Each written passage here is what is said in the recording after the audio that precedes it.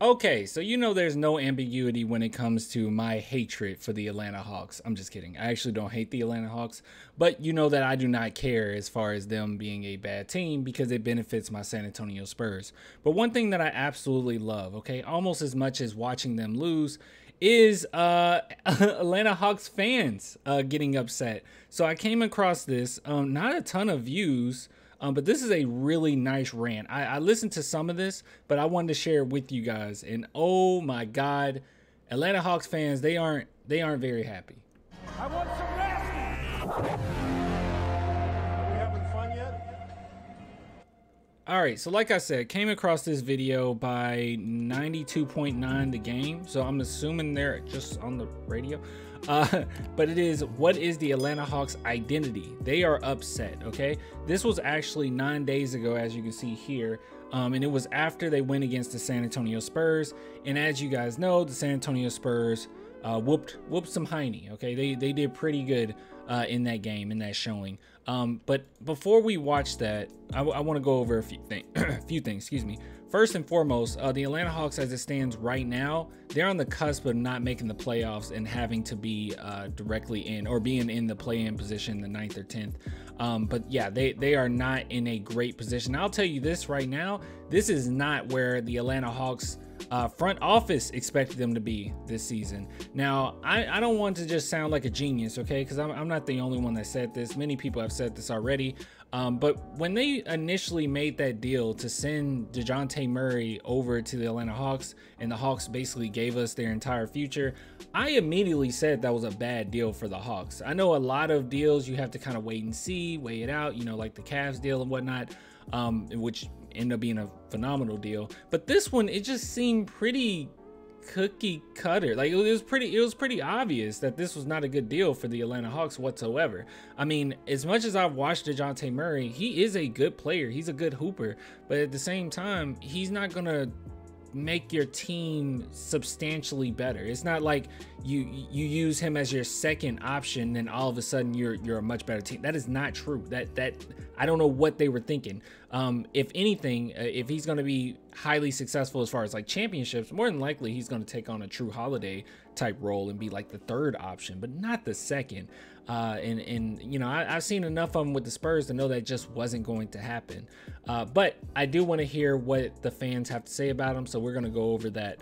But I know, so many buts. If you guys want to support the channel, clanthemerchfan.com, link in the description. All right, I'm done with that. All right, okay, all right, enough of that. Let's go. Tell you guys, I didn't see Hold on, that's not loud. the game live because I was traveling, and by the time I got a chance to watch the game, I didn't want to watch the game. What the hell happened to the Atlanta Hawks? Yeah, man, I came back from the race, so I was pretty tuckered out. I didn't see it. And I watched it this morning because that's everybody going bananas on Twitter, so I better go watch this. And it was unbelievable. And I took a screenshot at halftime, and they're just kicking ass. And they're up by like 20, and then there's a 24 at one point. Everything's rolling. And then they basically said, we got this. And they came out, and they just completely got flat. Spurs, Carl, came with energy. And then literally, these guys couldn't find second gear when they needed to, let alone third or fourth. It was pathetic. Funny enough, I know that the San Antonio Spurs won their last showing with the Atlanta Hawks, but I went to the game at Atlanta, and even though the Atlanta Hawks won, they did not play that well whatsoever. I mean, it really came down to our experience.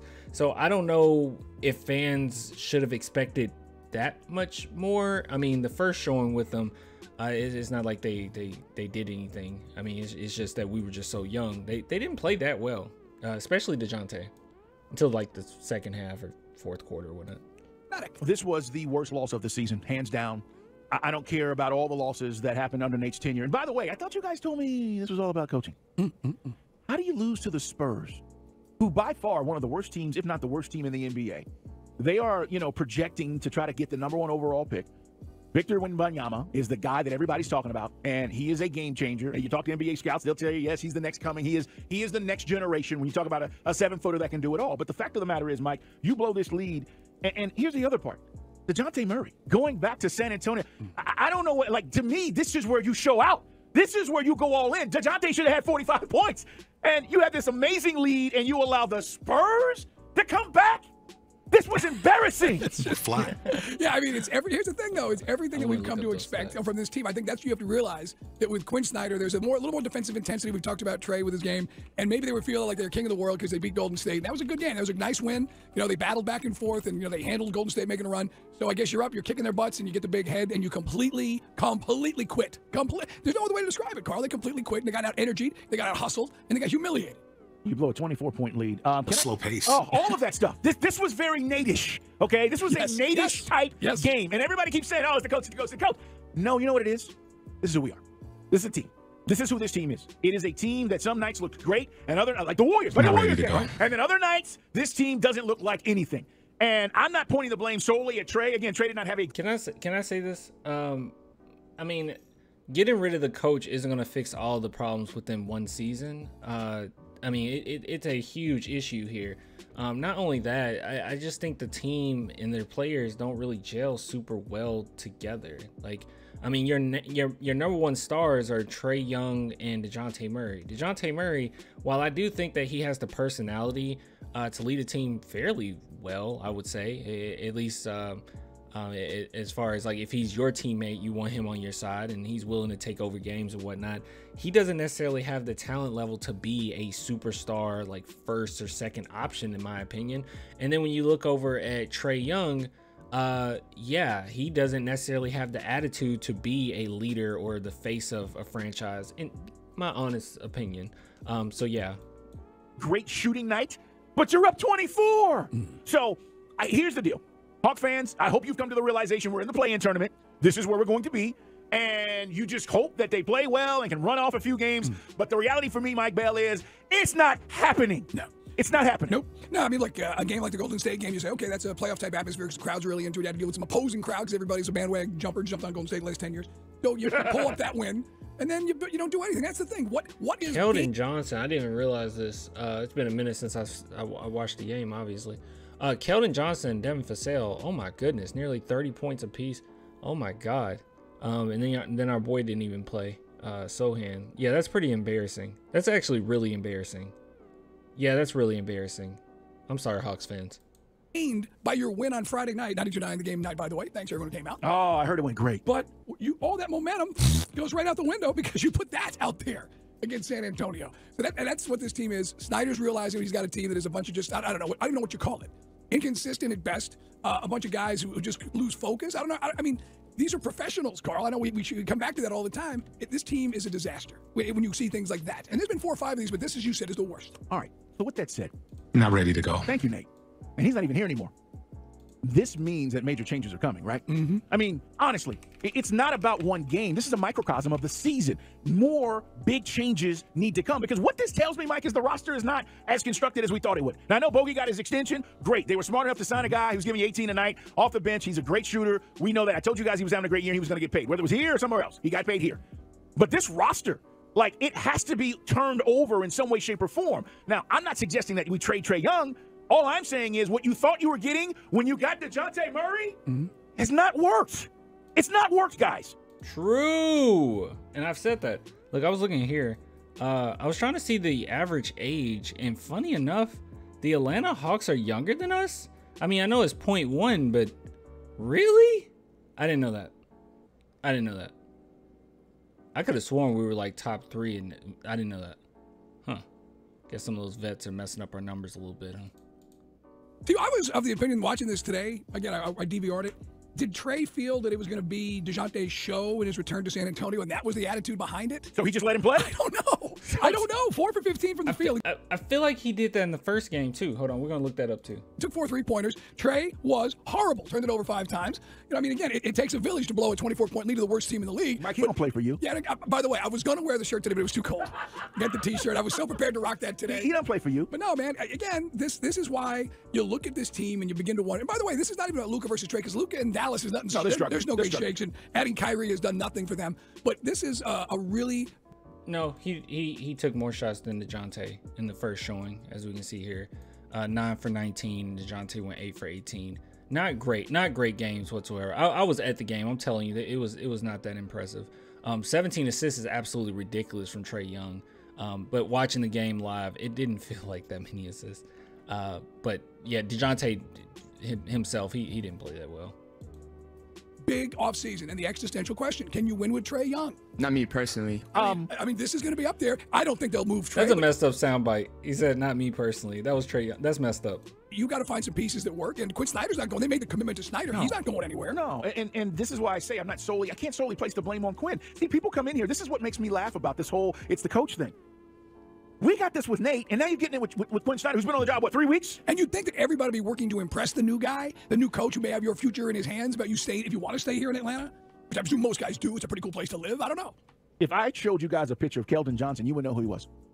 If I put up a picture on social media right now of Devin Vessel, you wouldn't know who he is. Okay? These are... Okay, he said that on purpose. I don't think that I don't have to correct him there. Keldon Johnson, I don't know. I feel like a lot of...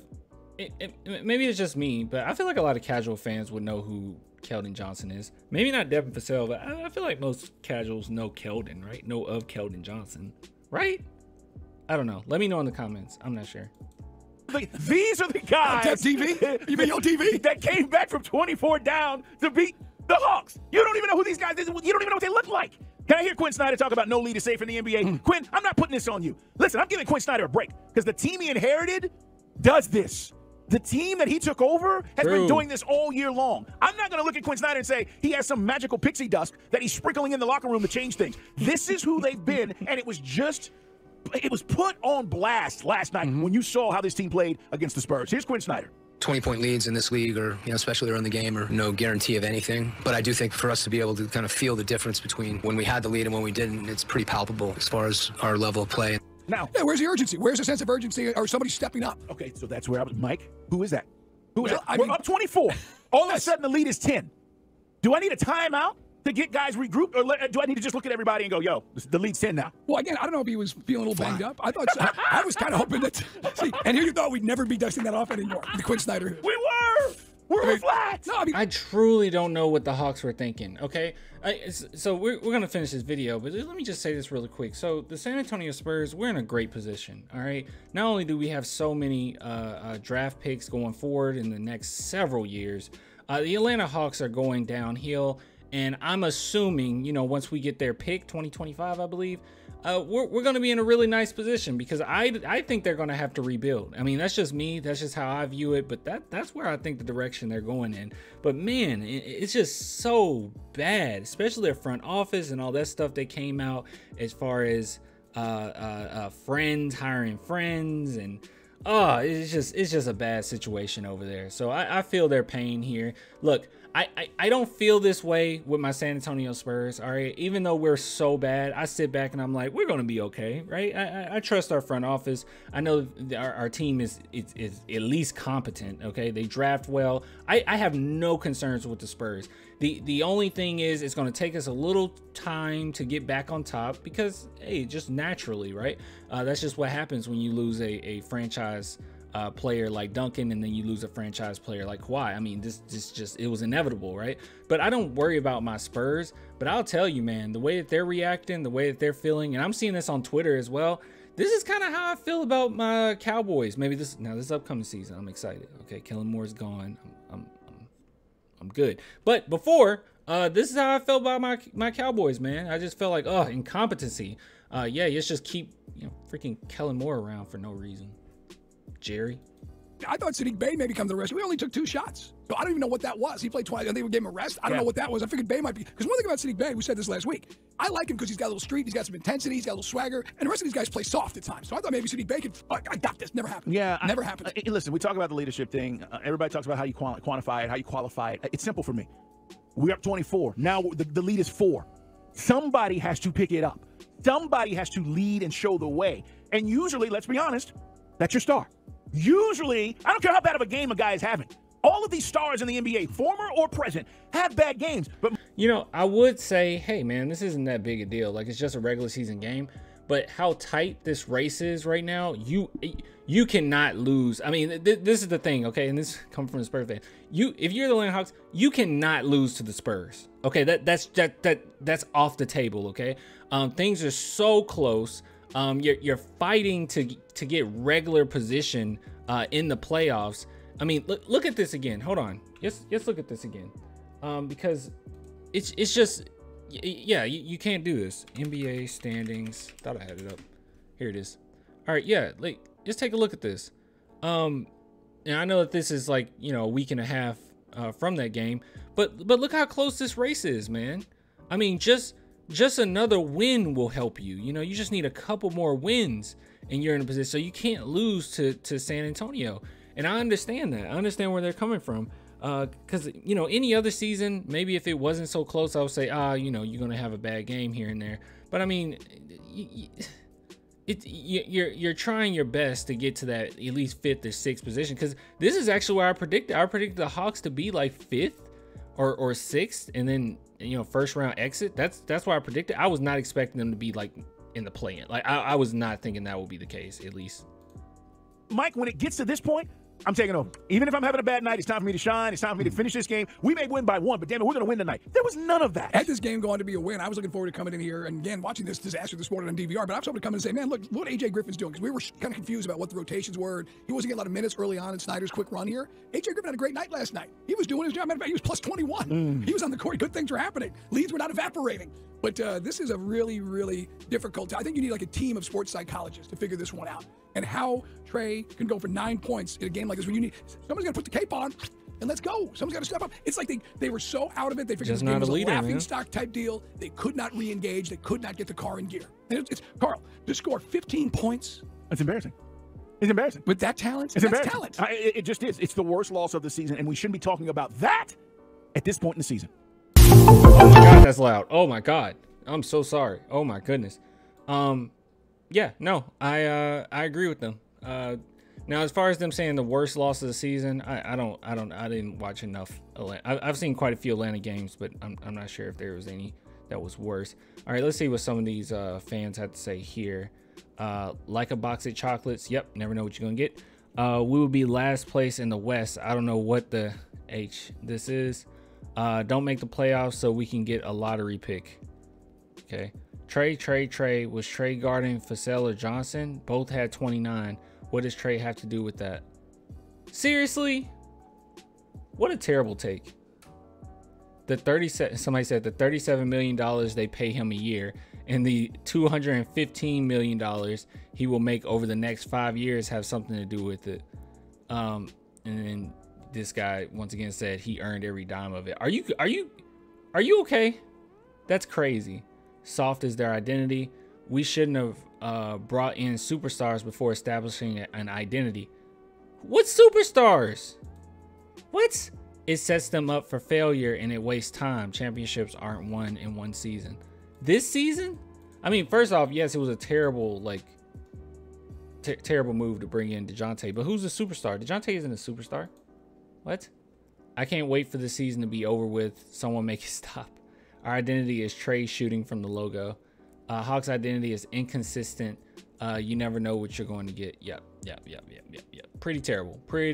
That's what I'm saying, man. That's how I felt with my Spurs. Not my Spurs, my Cowboys. So, oh man, poor Atlanta Hawks fans. But hey, it's good for us. So keep on losing, guys. Keep on losing. I love it. All right, I'll give it to you guys later.